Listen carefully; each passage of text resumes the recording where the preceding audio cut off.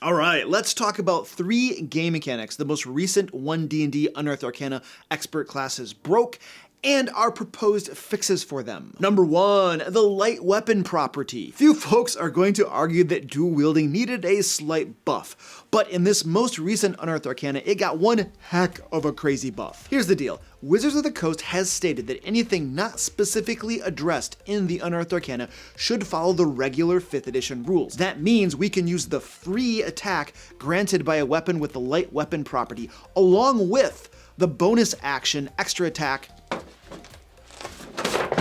I guess my fancy poster just decided not to be in this video. He is opting out. That means we can use the free extra attack granted by a weapon with the light weapon property, along with the bonus action extra attack granted by dual wielding 2 light weapons. So at level 1, my rogue with a short sword in one hand and a dagger in the other can attack once with the short sword and then once with the dagger due to the light weapon property, and then can use a bonus action to attack with the dagger a second time due to the dual wielding rule. That is 3 attacks at level 1, which is very, very nice. With that new rule, I would say that if you aren't using a shield or a polearm, you're definitely better off going with 2 light weapons over a 2-handed weapon. We're talking about 3d6 damage per round versus 2d6 or 1d12. I just don't see how 2-handed weapons can compete with that. Dual wielding light weapons is now definitely best in class, though depending on your build and what other ways you might want to use your bonus actions, that might vary. And rule mechanics that essentially make a certain class of weapons just plain bad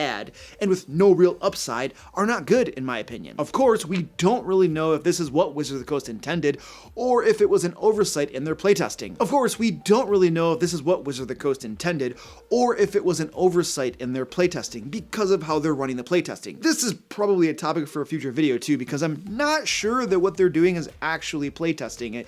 It kind of feels more like a way to gauge people's reactions than anything else. So here is our proposed improvement to this rule. When you take the attack action on your turn and attack with a light weapon in one hand, you can make 1 additional attack as part of the same action. That extra attack must be made with a different light weapon in the other hand, and you don't add your ability modifier to the extra attack's damage. You may make this extra attack a number of times per day equal to your proficiency bonus. After those extra attacks are used, you may continue making these extra attacks by using a bonus action. This change gives the extra versatility that Wizards wanted with their new way of doing light weapons. However, it makes it so that it is a resource that needs to be used rather than something that you simply get for free. Number 2, DM Dave's latest Kickstarter, the 5th edition GAMEMASTER'S Survival Guide.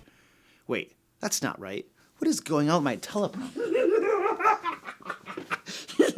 Barbarian here, and it's time for today's sleazy plug. Do your D&D combats sometimes lack the oomph and excitement that you'd like them to have? Or perhaps you feel like you're just not sure how your monsters should fight during combat? With the 5th edition GAMEMASTER'S Survival Guide, live now on Kickstarter, you'll get a 300+ page hardcover book filled with expert monster tactical guides created by our friend DM Dave. This book features tactical guides for almost all 5th edition monsters. These guides are succinct, easy to use, and inject great fun into your 5th edition games. Plus, they're designed to challenge your players while ensuring that everyone is still having fun at your game table. What's really cool too is that each monster tactic includes their fighting style, setup information, basic tactics, weaknesses, and pairings, which tell you what other monsters are good to team them up with. So, if you're looking to murderize your players' beloved characters in all new awesome ways, or you just want to make combats more fun and interesting, click on the link below to check out 5th edition GAMEMASTER'S Survival Guide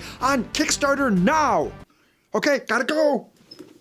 Number 2, influencing another creature. First, I really like that influence is now codified as an action that a creature can take on its turn. Before, it was often something that players would attempt on top of everything else.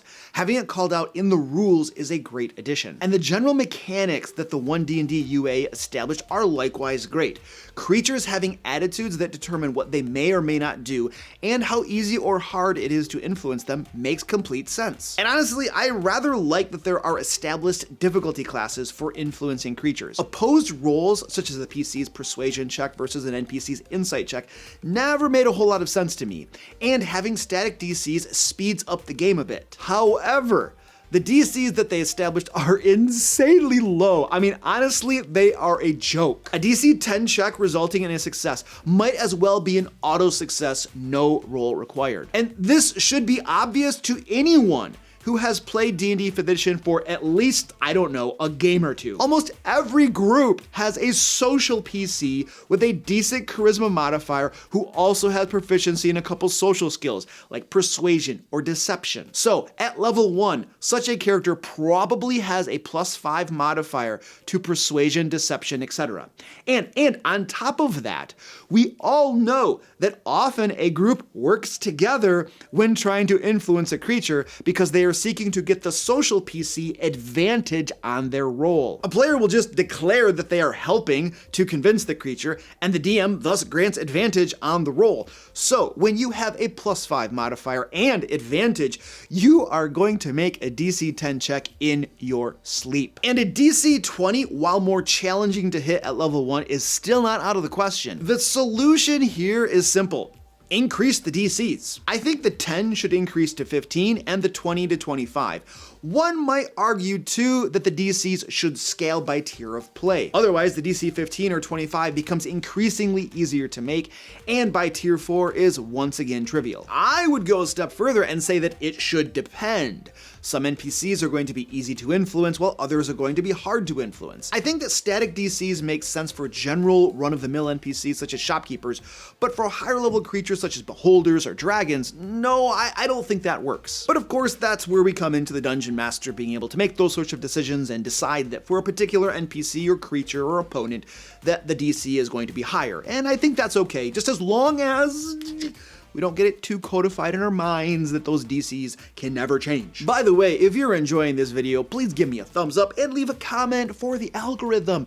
What do you think about the light weapon property and influencing creatures? Do you like these new rules or do you hate them? Number 3, jumping. In the new 1D&D rules, jumping requires an action, and that is entirely too heavy-handed. I mean, let's be honest. Who during combat is going to jump instead of attack or cast a spell or drink a healing potion? Like, you'd really have to be screwed to waste an action on jumping. So this new mechanic just kind of makes jumping worthless in my opinion. I mean, of course, jumping per 5th edition original rules was too easy, so I get that they're trying to correct that. But this change swings the pendulum way too far in the other direction. And I mean, the solution here is pretty obvious and simple. Make jumping a bonus action. That way it costs something, but isn't as expensive as an action. Or just give everybody 3 actions and you can move, attack, jump, or do other things with any one of those 3 actions, kind of like how other game systems do it, because it kind of works really, really well. My prediction right now is that by the time all of this playtesting is through, we are going to have 3 actions per round.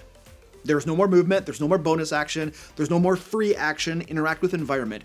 Everyone will have 3 actions per round, and you're gonna be able to spend those actions on various things. It just makes too much sense not to do that. Like they're tripping over their feet and stumbling and smoking their face against the walls, hitting their heads against concrete, trying to get this to work when the solution is right there. Now, if you like free 5th edition resources you can use in your games, adventures, puzzles, traps, and more, and free, check out the DMLair.com at the link below. We publish new free resources every single week. Or just feel free to binge on a couple more fine DM Lair videos right here.